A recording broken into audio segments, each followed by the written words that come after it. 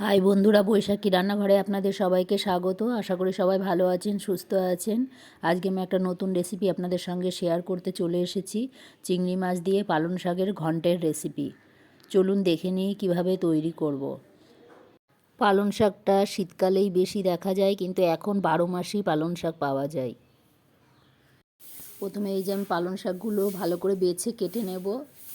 এই যে ভালো করে বেছে কেটে ধুয়ে নিয়েছি। এখানে চিংড়ি মাছ ধুয়ে লবণ হলুদ মাখিয়ে নিয়েছি। আলু ছোটো ছোটো করে কেটে নিয়েছি। আদা বাটা, লঙ্কা বাটা, জিরের গুঁড়ো, গোটা জিরে, তেজপাতা আর কাঁচা লঙ্কা চেরাও নিয়েছি। এই যে কড়াই গরম করে সর্ষের তেল দিয়ে দিয়েছি। এবার আলুগুলো ভেজে নেব। পরিমাণ মতো লবণ দিয়ে দিলাম, হলুদ দিয়ে দিলাম। আলুগুলো একটু লাল লাল করে ভেজে নেব। এই যে আলুগুলো আমার ভাজা হয়ে গেছে, তুলে নিয়েছি। এবার আমি চিংড়ি মাছগুলো ভেজে নেব। চিংড়ি মাছগুলো ভাজা হয়ে গেছে, এবার আমি তুলে নেব। ওই তেলের ভিতরে গোটা জিরে, তেজপাতা ফোড়ন দিয়ে দিলাম। এবার আমি আদা বাটা আর জিরের গুঁড়ো দিয়ে দিলাম। ভালো করে মশলাটা কষিয়ে নেব। চেরা কাঁচা লঙ্কা দিয়ে দিলাম।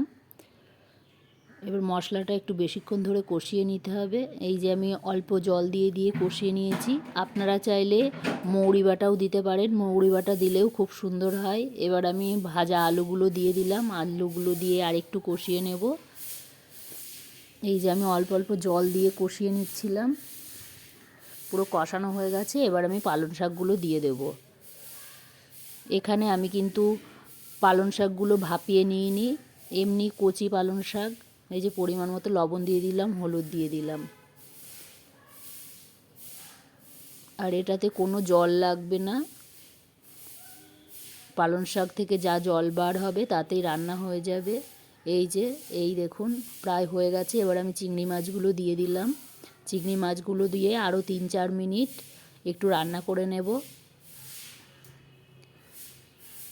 এই যে চিংড়ি মাছ দিয়ে পালং শাকের ঘন্ট রেডি হয়ে গেছে। এবার নামিয়ে নেব।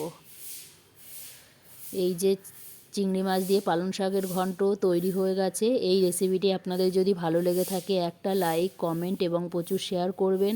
আমার এই চ্যানেলে যেই বন্ধুরা নতুন, সাবস্ক্রাইব করে দেবেন। পাশের বেল আইকনটি প্রেস করে দেবেন নতুন নতুন রেসিপির ভিডিও পেতে।